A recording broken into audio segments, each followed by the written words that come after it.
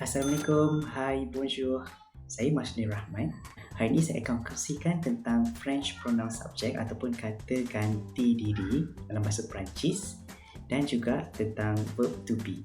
Dalam bahasa Perancis, subjek pronoun disebut sebagai pronom personnel sujet, manakala verb to be disebut sebagai être.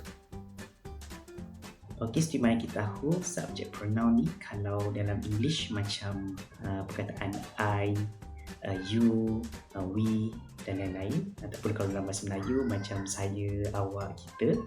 Manakala verb to be pula adalah macam I am, he is. Kalau dalam bahasa Melayu senang sikit kan, macam saya ialah ataupun saya seorang dan lain-lain.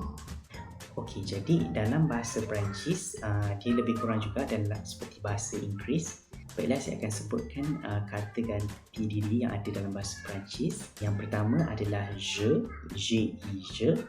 Je bermaksud saya atau aku. Seterusnya adalah tu, tu. Okay, bermaksud awak ataupun engkau ataupun anda lah, merujuk pada seorang. Seterusnya adalah il untuk dia, lelaki. Elle pula adalah untuk dia, perempuan.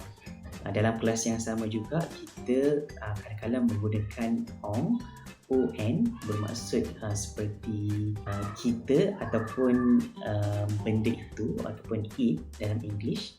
Seterusnya adalah nous, N-O-U-S, nous, dia punya S tu silent. Nous bermaksud kami ataupun kita. Next one ialah vous, V-O-U-S, S pun silent, bermaksud awak, ramai ataupun kamu dah kan.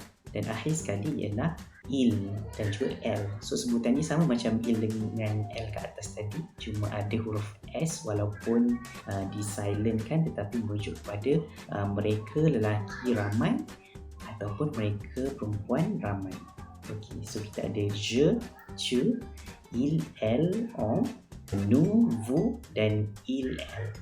Okay, manakala verb to be pula adalah untuk je adalah suis. Ejaan macam Swiss, tapi sebenarnya bunyi dia adalah suis, S-U-I-S. Di mana S hujung pun silent. Tu es, yang kedua adalah A, E-S, bunyinya adalah A, S pun tak bunyi. Yang ketiga adalah A juga, iaitu E-S-T. Kalau kita samakan ile ataupun ele ataupun one. Seterusnya som, S-O-M-M-E-S. Okay, S di hujung juga tak berbunyi. Nous sommes.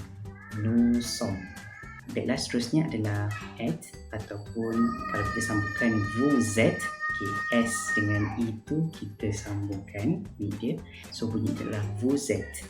S pun di hujung tu tak bunyi. Dan akhir sekali adalah il dengan L yang ada S. Bila kita sambungkan dengan verb to be dia adalah ils sont ataupun elles sont. Jadi je suis, tu es, il est, elle est, on est, nous sommes, vous êtes dan juga ils sont dan elles sont. Contoh penggunaannya adalah seperti je suis étudiant ataupun biasa kalau yang dah biasa sebut je suis étudiant, saya adalah pelajar.